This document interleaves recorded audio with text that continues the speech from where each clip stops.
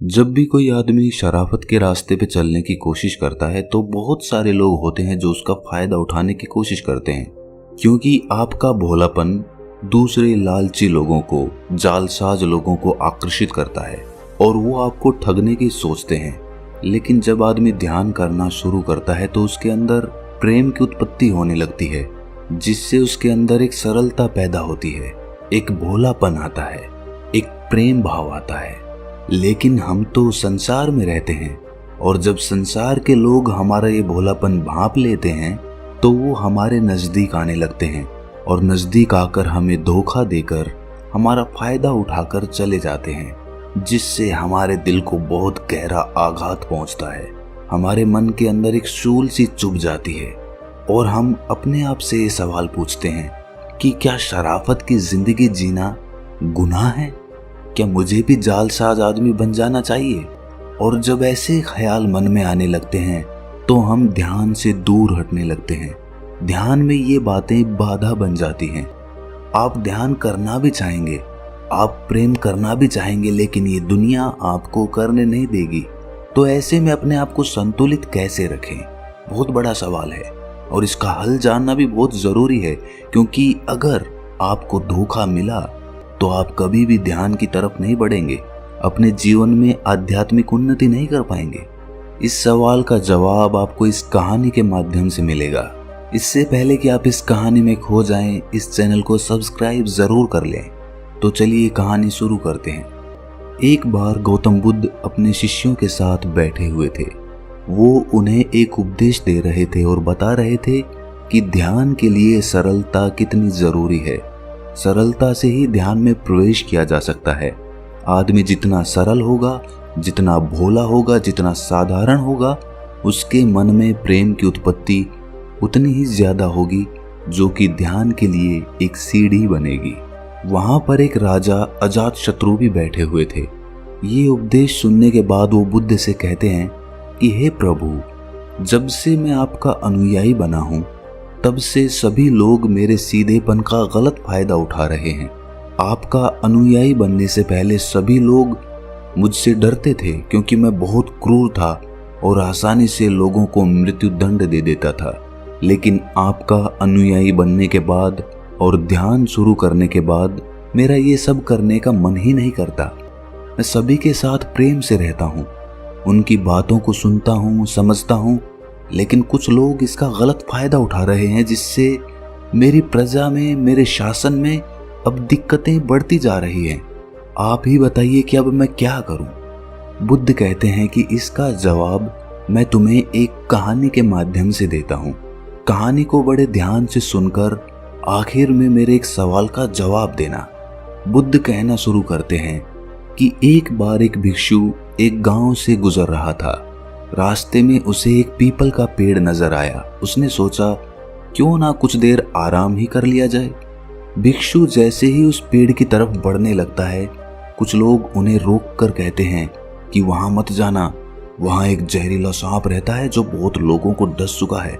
वो इतना खतरनाक है कि जो भी उसके सामने जाता है वो उसे ही मार देता है। भिक्षु मुस्कुराता है और कहता है कि एक दिन तो सबको मरना ही है। अगर मुझे आज मरना होगा तो उसे कोई नहीं रोक सकता। ये कहकर भिक्षु आगे बढ़ जाता है और पेड़ के नीचे जाकर बैठ जाता है। तभी वहां पर सांप आकर उस भिक्षु से कहता है कि हे भिक्षु, क्या तुम्हें मुझसे डर नहीं लगता कि मैं तुम्हें मार दूंगा? भिक्षु बड़े प्रेम से कहता है कि भाई, इसमें डरने वाली कौन सी बात है? तुम जो भी करते हो वो इसीलिए करते हो ताकि कोई तुम्हें मार ना दे। डरते तो तुम हो, इसीलिए तुम सबको मार देते हो। मुझे किसी बात का डर नहीं है। तुम दूसरों को डसते हो, मैं नहीं। मुझे मृत्यु से कोई भय नहीं है, ना ही जीवन की कोई लालसा। मुझे कोई नुकसान पहुंचा ही नहीं सकता, तो मैं तुमसे क्यों डरूंगा? ये सब सुनकर सांप हैरान हो जाता है। उसने आज तक ऐसे ही आदमी देखे थे जो उसको मारने की कोशिश करते थे, उससे डर कर भागते थे। पहली बार उसने किसी को देखा था जो उससे नहीं डरा। ये सब देखकर सांप उस भिक्षु के पैरों में गिर जाता है और कहता है कि हे प्रभु, मैंने आज तक जो कुछ भी किया है सिर्फ अपनी जान बचाने के लिए किया। यदि ये रूप धारण नहीं करता तो लोग मुझे मार देते। भिक्षु ने कहा कि तुम बिल्कुल सही कह रहे हो, लेकिन यदि तुम इस जीवन के मोह से मुक्त होना चाहते हो तो शांत हो जाओ और जानो कि आज नहीं तो कल जीवन खत्म हो ही जाएगा।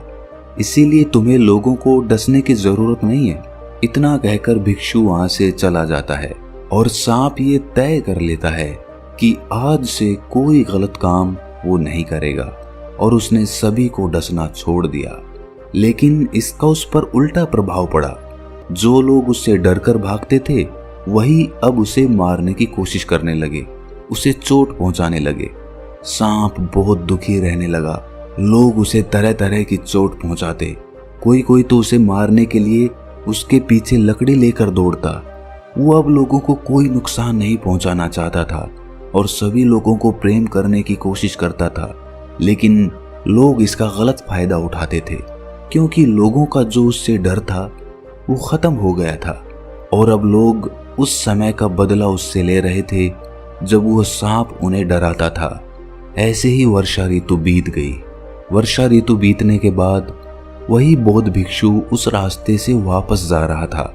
वो फिर से उसी वृक्ष के नीचे आराम करने के लिए बैठ गया।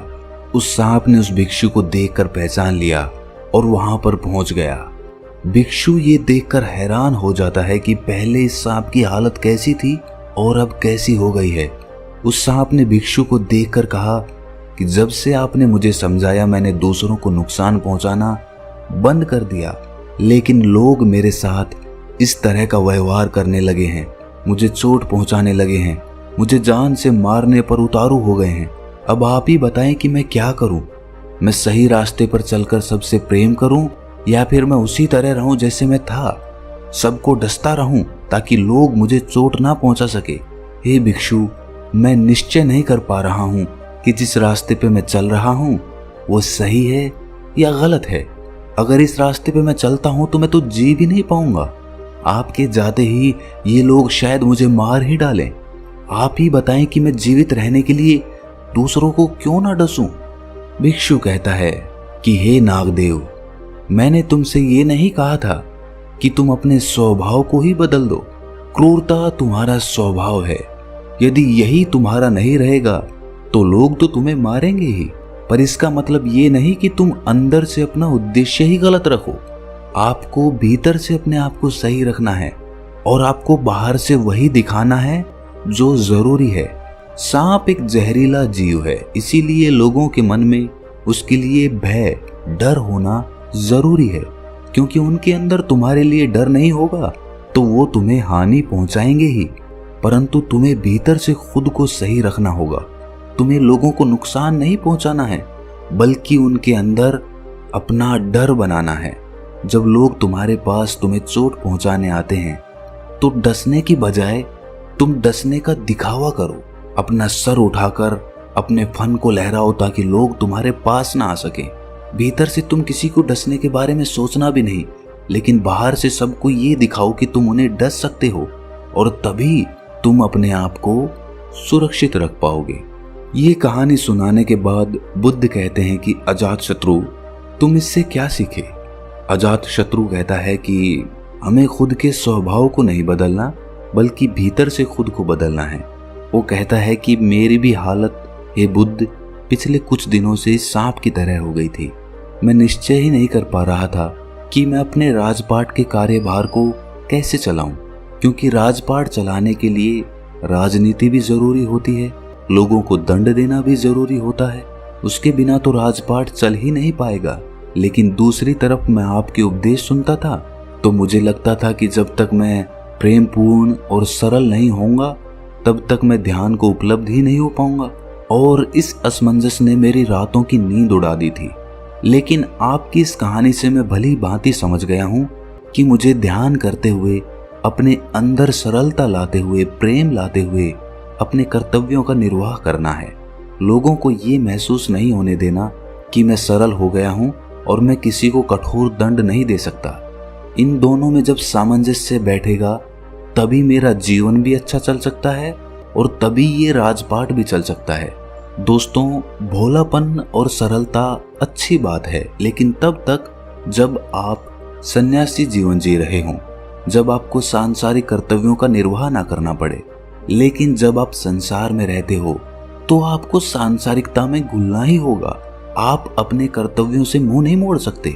हमने बहुत से लोगों को देखा होगा जो ध्यान करने लगते हैं तो इतने सरल और इतने भोले हो जाते हैं कि उनके रिश्तेदार, उनके भाई बंधु ही उनका फायदा उठाने लग जाते हैं।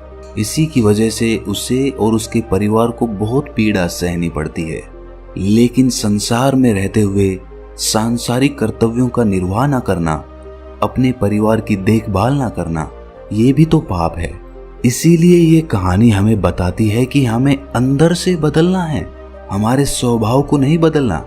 आप अपने ध्यान को अंदर से गहरा करिए, अंदर से सरल बनिए, लेकिन बाहर से उस सरलता को दिखाने की जरूरत नहीं है। लोगों को ये जताने की जरूरत नहीं है कि मैं ध्यान कर रहा हूँ और ध्यान से मेरे अंदर ऐसा बदलाव आ रहा है। ये तो आपका अहंकार हो जाएगा, आपका घमंड हो जाएगा। आपको बाहर से अपना स्वभाव वैसा ही रखना है जैसा कि वो है, लेकिन होश और ध्यान और प्रेम अंदर से उपजाना है, अंदर से पैदा करना है, ताकि लोग आपका फायदा भी ना उठा पाएं और आप आध्यात्मिक उन्नति भी कर सकें। तो दोस्तों, कैसी लगी आपको ये कहानी कमेंट सेक्शन में जरूर बताएं, और अच्छी लगी तो इस चैनल को सब्सक्राइब जरूर कर लें। तो मिलते हैं अगली कहानी में, तब तक के लिए अपना ख्याल रखें।